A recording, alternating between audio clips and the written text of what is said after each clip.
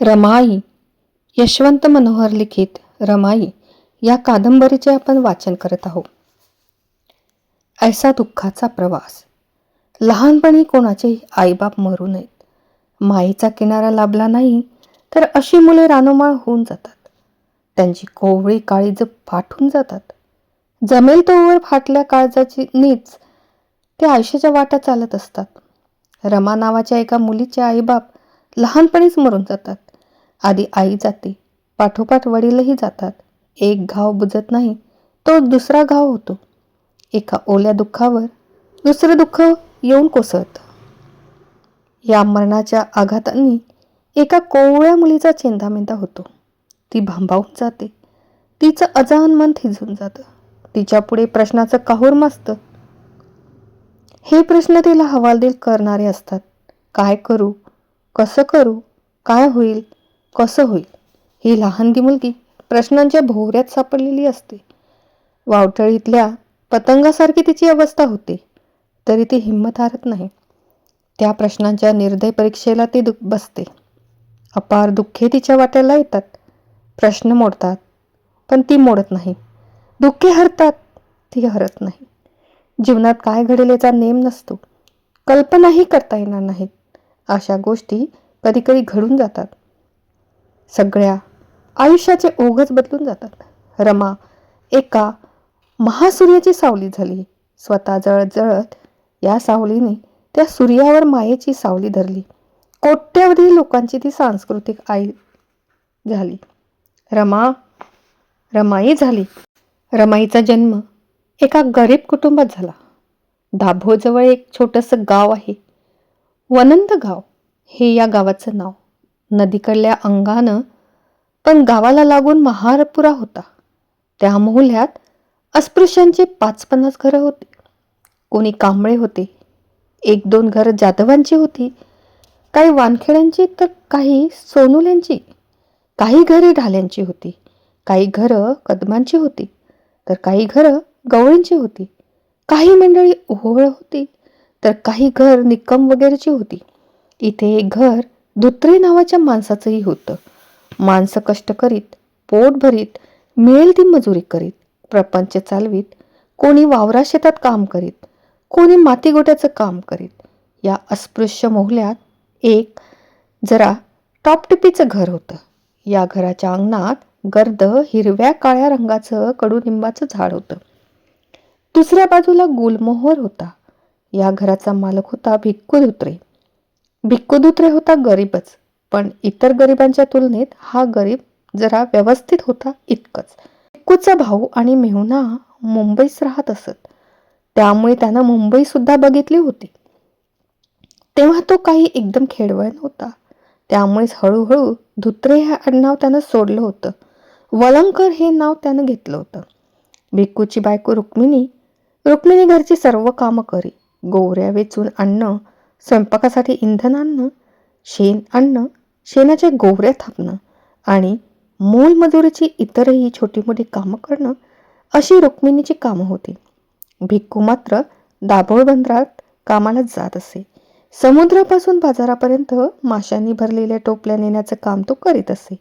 असे छातीफोड काम करून भिक्खू आपला प्रपंच चालवत असे. भिक्खू रुक्मिणीला 4 मुले झाली. त्यात 3 मुली होत्या आणि 1 मुलगा होता. सर्वात मोठी मुलगी दापोलीला दिली होती. तिचं नीट चाललं होतं. भिक्खू रुक्मिणीच्या डोक्यावरून एक ओझं उतरलं होतं. आता उरली होती 3 मुलं. रमा मोठी होती. गौरी तिच्याहून लहान होती आणि सर्वात लहान होता शंकर. रुक्मिणीचा रमावर फार जीव होता. सारखी ती रामी करत राही. घरात रमाची तिला फार मदत होई. झाडझुडीपासून पाणी भरण्यापासून तर अंगण सारवण्यापर्यंत तिला रमाची मदत मिळे. रामी खूप कष्टाळू होती. सारं घर ती आवरत असे. शिवाय शेण आणणं, त्याच्या गोवऱ्या थापणं आणि त्या विकणं या सर्व कामातही रामी तिला मदत करी. मुलं झोपली की भिक्खू आणि रुक्मिणी आपल्या संसारासंबंधी आणि आपल्या मुलांसंबंधी बोलत असत. झोपलेल्या रामीच्या निरागस चेहऱ्याकडे पाहून रुक्मिणी म्हणे, थकून भागून झोपली माझी रामी. दिवसभर कामच करत राहते माझी माय, विसावा म्हणून नाहीच. आणि तिच्या डोक्यावरून आणि तिच्या तोंडावरून रुक्मिणीचा मायेचा हात फिरे. गळा गदगदून येई तिचा. भिक्खू म्हणे, तिला एवढी कामं नको करू देऊ. ती ऐकेल तेव्हा ना. पोरगी बघ कशी वाळून गेली. नको म्हटलं की जीव दुखतो तिचा. रुक्मिणी आणि भिक्खू यांच्यात खूप वेळपर्यंत असं बोलणं सुरू राहील. दोघंही भरलेल्या डोळ्यांनी रामीकडे पाहत राहील.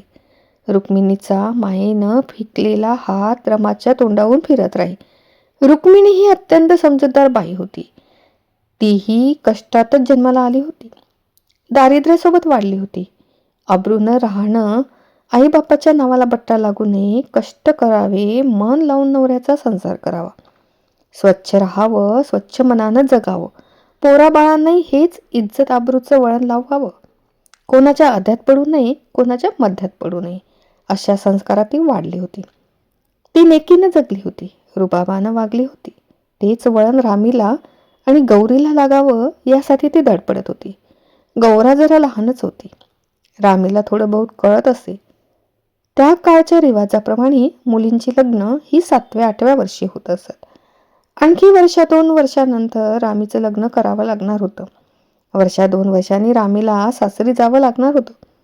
सासरची माणसं कशी असतील, नवरा कसा मिळेल, रुक्मिणी रामीला खूप काही सांगत राहील.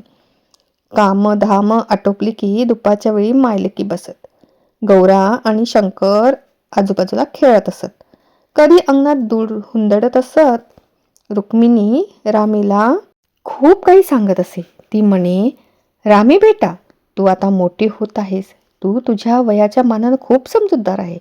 बेटा, कष्टाशिवाय मनुष्य मरतो, कष्टानं नाही मरत. बेटा, आयुष्यात कोणाचं उणं चिंतू नको, कोणाचं वाईट चिंतू नको. रामी, कोणाची निंदा करू नये, कोणाचा द्वेष करू नये. आपलं काम नेटानं करत राहावं. चांगल्या गोष्टीला दुनिया चांगलं म्हणत नाही, पण तेवढ्यामुळं वाईट गोष्टी करून मान मिळवणं चांगलं नाही रामी. दुनियेत गुणांची कदर होते, पण जरा उशिरा. रामी, आपण स्वच्छ असावं. एक ना एक दिवस आपली कदर होतेच. वाईट बोलणाऱ्यांच्या माना लाजेनं एक ना एक दिवस खाली जातात. अनिमिष नेत्रांनी रामी आईकडे पाहत राही. तिचं बोलणं ऐकत राही. तिला आईचं बोलणं पटत असे. काही तिच्या लक्षातही येत नसे. पण आई एवढ्या कळकळीने सांगत आहे ते निश्चितच आपल्या हिताचं आहे हे रामीच्या चटकन लक्षात येईल. पोरीबाईला परक्या घरी नांदवायला जावं लागतं. तिकडच्या माणसांना आपलंसं करावं लागतं. तुझ्या वाटेवर काय लिहिलं आहे ते कोणी सांगावं. चांगला नवरा मिळणं ही मोठी अवघड गोष्ट असते. सर्वांच्याच वाट्याला हे सुख येत नाही, पण पदरी पडेल ते पवित्र मन. तू चांगल्या घरी पडशील याबद्दल मला खात्री आहे. दिसायला तू चांगली आहेस, त्याहून तुझी वृत्ती कष्टाळू आणि सोशिक आहे. रामीची आई बोलत राही. रामी ऐकत राही. कधी तिच्या लक्षात आईचं बोलणं येत नसे. काही कळे, त्यामुळे तिला गंमत वाटे. कधी उगीच गुदगुल्या होत. जीव हरकून जाई. त्याची मुरड्या पोरीला आईची कळकळ कळे, पण त्या बोलण्याचा सगळा अर्थ तिच्या लक्षात येत नसे. तरी लग्नाच्या गोष्टी निघाल्यात किती लाजे. रमाचं बालपण असं सुखात चाललं होतं. कष्ट होते, गरिबीही होतीच, तरी भिक्खू वलंगकरांच्या घरी या गरिबीतही सुख फुलत होती. नवरा बायको आणि त्यांची 3 मुलं असा तो आटोपशी संसार होता. मुलं चांगली होती, आज्ञेत होती, घरात कुरकुर नव्हती. भिक्खूलाही कोणतं व्यसन नव्हतं, त्यामुळे छान चाललं होतं. घरातील सर्वांचाच एकमेकांवर लोभ होता. पती पत्नी एकमेकांच्या सुखासाठी झटत होते. छान चाललं होतं, पण एक अशुभ दिवस उगवला. वलंगकरांचं घर तडकून गेलं. रखमानं कष्ट खूप उपसले. जीवाची पर्वा केली नाही, देहाची पर्वा केली नाही. रखमा त्यामुळे खंगत चालली होती. शिवाय नवऱ्याची चिंता, भिक्खूची प्रकृती तशी चांगली राहत नसे. दाभोळ बंदरात भिक्खू कष्टाचं काम करीत असे. माशांच्या टोपल्या वाहून वाहून त्याला छातीचं दुखणं जडलं होतं. एके दिवशी त्याला रक्ताच्या उलट्या झाल्या होत्या. भिक्खू आपल्या आजाराबद्दल रुक्मिणीला का सांगत नसे. दुखणं अंगावर काढत असे. त्यामुळे नवऱ्याची चिंता तिला खूप वाटे. या चिंतेनंही ती आतून पोखरली होती. एखादी वेल करपावी तशी रुक्मिणी करपून जायला लागली होती. तिनं जणू हाय खाल्ली होती. तिनं अंथरूण धरलं. रुक्मिणी आजारी असल्याची वार्ता मोहल्यात पसरली. बाया बापड्या आल्या, चौकशी करू लागल्या. रुक्मिणी, तू उगीच जीवाला लावून घेत आहेस.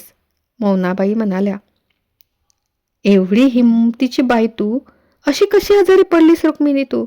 शेजारच्या विठाबाई म्हणाल्या, खावं प्यावं औषधपाणी करावं, खरं सांगू रुक्मिणी तुला काहीच झालं नाही. तू फुक्कटच घोर जीवाला लावून घेतलास. यशोदाबाईनं धीर दिला. असं दररोज कोणी येत. रुक्मिणीशी बोलत, तिला धीर देत. तिला औषधपाणी सुरूच होतं. या गावठी औषधपाण्यानं काही तिला आराम पडला नाही. मुंबईच्या तिच्या भावाला निरोप गेला. तेही लगोलग आला. रुक्मिणीचा आजार बळावतच गेला. ती वाळून कोळ झाली होती. शेवटी एके दिवशी रुक्मिणीनं घरची सर्व मंडळी हजर असताना शेवटचा श्वास घेतला. भिकूचं अर्ध अंगच या घटनेनं लुळं पडलं. संसाराचा अर्धा गाडा रुक्मिणी सोडत होती. भिकूवर पहाड कोसळला होता. रुक्मिणीचा भाऊ गोविंदपूरकरही धाय मोकलून रडला. रुक्मिणीनं पोराची काळजी घे म्हणून त्याच्यावर शिनभार टाकला होता. गौरा, शंकर आणि रमा ही मुलं आईविना पोरकी झाली होती. आजूबाजूचे नातेवाईक जमले, सगळे हळहळले. शेजारी पाजारी आले.